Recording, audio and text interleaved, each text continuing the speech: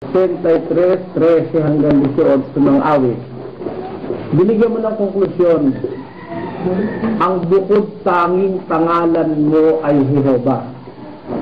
Ayan. Meron bang nasusulat dun sa 83, 18 na nakasulat, bukod tanging pangalan? Yung bang phrase na bukod tanging pangalan, mababasa sa 83, 18? Basahin natin, ano? Ang tanong ko sa iyo kung mababasa. Ito, babasahin ko nga eh. Yung salita mong bukod tanging pangalan. Do not pick up my words. Every word of it, ano? Kinakailangan, kung anong pinatutungkol ko, kung anong unawa doon sa lisan mo doon. Ang sabi dito, ikaw, upang kanilang malaman na ikaw lamang, yung salitang ikaw lamang, ito bukod tangi yan. Alin ang lamang doon? Yung kalagayan o yung pangalan? Ayan, sabi doon. Upang kanilang maalaman na ikaw lamang, na ang pangalan ay Jehova. Alin yung nilalamang doon? Pangalan niya hindi exclusive. Yung kalagayan ba o yung pangalan? Pangalan? Bukod tanging Pangalan ba? Sinasabi mo? Sinasabi mo? Pangalan. Biyan na siya natin doon. Mamaya natin pag-aaralan niya. Doon na nagtatanong, Mr. Ryan. Sinabi mo, si Juan ay saksi ni Jehova. Naparitong saksi. Tapos may pinaliliwanag mo, sinabi mo, si Juan saksi ni Jehova. Yeah. Doon ba sa 1:7, meron nakalagay na saksi ni Jehova si Juan? Ang nakalagay ito sagot ko. Dali, di pa ako tapos. Ang nakalagay ba sa Juan 1:7, si Juan ay saksi? Saksi ni Jehova? O nakalagay saksi lang, wala yung ni Jehova? Ito sinasabi ko sa iyo. Ang sagot ko ito. Ang sabi niya po Apostol Pablo, ang buong kasulatan... Hindi yun ang tanong ko. Ang tanong ko dito, sinasagot nga kita eh. Yung sinasabi ni Juan, ang Juan ay bahagi. Pablo yung sinasagot mo, mali yan eh. Mr. Moderator, kagalit ka na eh. Relax lang. Tinatanong ko sa'yo, yung sinasabi ni Juan, hindi sinasabi niya Apostol Pablo. Relax ka lang. Eto, babasahin ko. Ayaw mo ko pasagutin eh. Babasahin ko para wag niya iligaw. Ba hindi, magtatanong kayo sa Pablo. O tama, ito tatanong ko sa'yo. Ito tatanong ko sa'yo.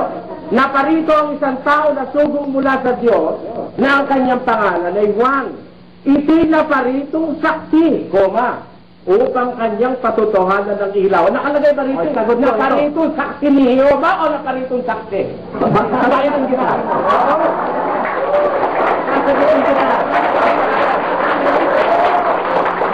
Ito si Mr. Soriano, mahilig sa letra o letra. Hindi, nasagutin kita. Tinatanong kita dahil siniligaw mo tao. Ayaw mo ka sasagutin eh. Dinadagdagan mo. Sabi ng Biblia, kahit tulso, kahit tulso, ayaw mo na sasagutin eh. Ikaw nilagyan mo, saksi niyo. Wala naman. Galit ka na yata eh. Relax na lang.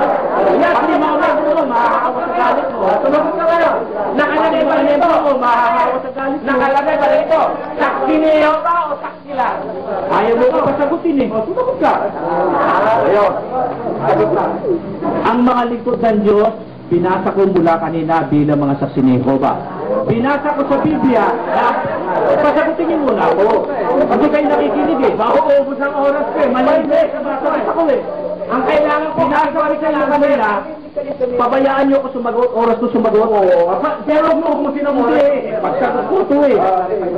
Clarify ko sagot ko eh.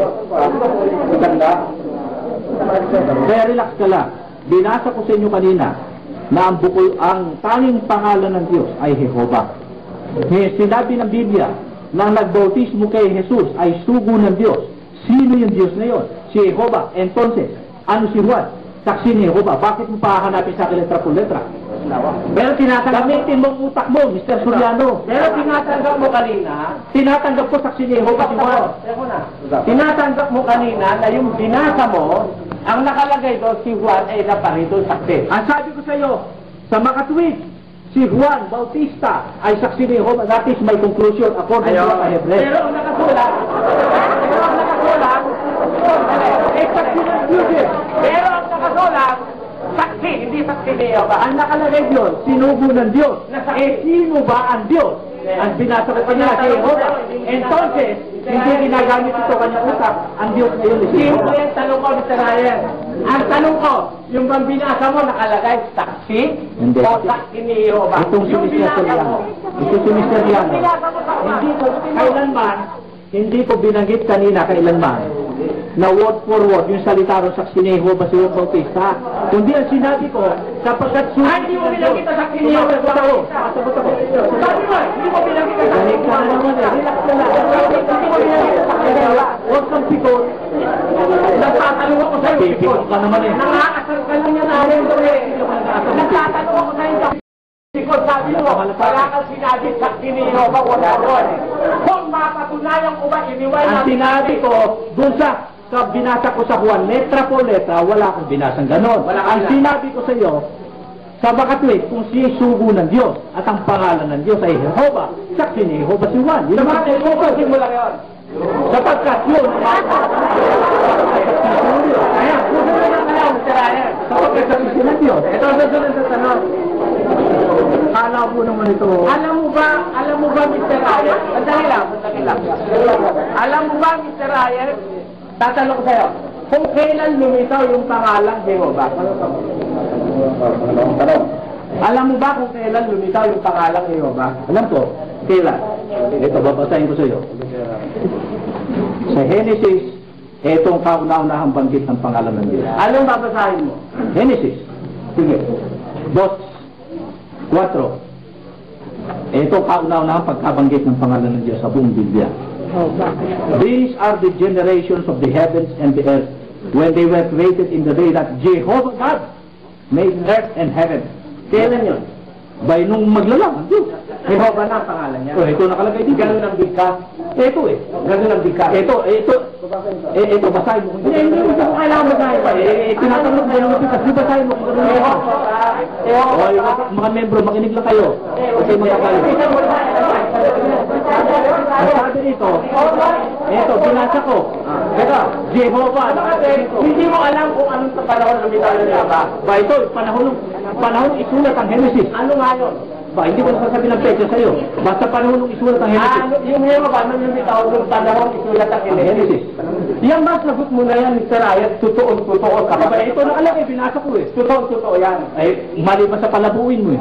Totoo sa kalooban mo. Ito, totoo itong binasa ko. Yung salitang Jehovah, lumitaw noong Ito, sabi nito, o ulitin ko. These are the generations of the heavens and the earth when they were created in the day that Jehovah God made earth and heaven. Susunod na tanong ko sa'yo, Mr. Ayat. Nasagot yung tanong mo, ha? Kayo ng tanong mo na. Tama na. Ang tanong ko sa'yo, susunod ganito. Yan bang organisasyon mo na kinaaniban? Yan bang organisasyon mo kinaaniban? Yan ba karugtulong ng galing sa Amerika? Karugtong mo na sinasabi sa banal na kasulatan. Hindi yan ang nanggaling sa Amerika. Hindi ka affiliate ng Watchtower and Bible and Hindi mo saksi ni Jehovah ang Watchtower Bible. Hindi ka kasama ng saksi ni Jehovah sa Amerika. Mga brothers ko yun. Kasama ng ano? Hindi. Pinalilingkoy mo. Bakit eh? Pinasagot ko ito eh. Ang hindi ko sa pinig. Ito.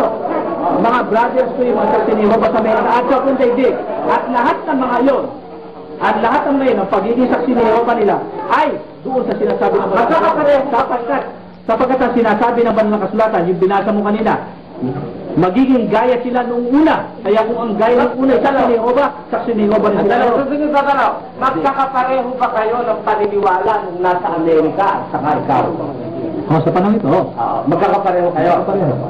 Ay, kung nabasa ko, nasabi nung nasa Amerika, yung panahon ito, ha? Oo! Kung mabasa ko sa inyong libro na ang sabi nung nasa Amerika, yung pangalang Jehovah ay lumitaw lamang nitong 12 siglo. Tatanggapin mo, niloloko mo mga tagalipa.